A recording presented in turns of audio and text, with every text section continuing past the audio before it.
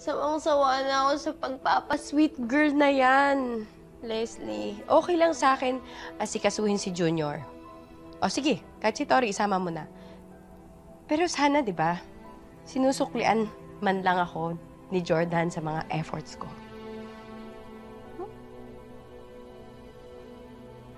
OMG. Girl, ibig mo bang sabihin wala kang delay? Hanggang ngayon, parang napipilitan lang sa akin si Jordan eh. Sa akin nga yung katawan niya, pero yung isip niya wala sa akin. Eh na kanino? Ano, kay Christy pa din?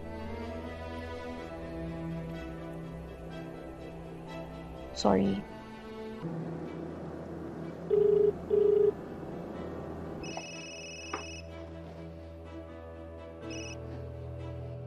Hello? Ano na naman? Dapat hindi na tayo nag-uusap? Anong kailangan mo? Kailangan ka malaman. Nabutan ko si Christy sa si Jordan. Mukhang nagkakalapit na naman sila. Walang iya talaga yung Christine niya, no?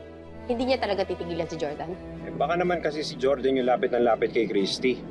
Ano ba ginagawa mo? Magkasama na nga kayo ng bahay ni Jordan. Kumilos ka na. Baka magkabalikan na naman sila. Ay, wow. Eh, di ba dapat kumikilos ka rin bago mo ko utusan? Kasi, di ba, dapat noon pa nawala yung babaeng yan sa buhay natin.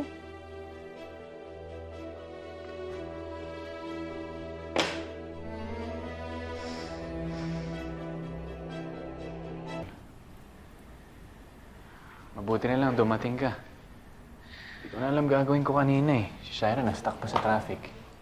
Eh, namimiss ko lang kasi to si Baby eh. Kamahingi kay Tori pero parang paboritong pamangkin ko na to si Junior. Lagot ka dun. Hindi, siyempre. Siyempre mahal ko rin si Tori. Pero iba lang din kasi pag lalaki. Alam mo yung bilis ka banding, tsaka alam mo yung pakiramdam na gusto ko rin sana magkaroon ng sarili kong Junior. Hindi ka nun. Diba? Alam mo, sa'yo lang naman nakikipag-banding to eh. Pag sa akin, hindi ko maintindihan. Hindi siya mapakali. Baka naman nararamdaman niya yung nararamdaman mo. Paramdam mo kayo masaya ka.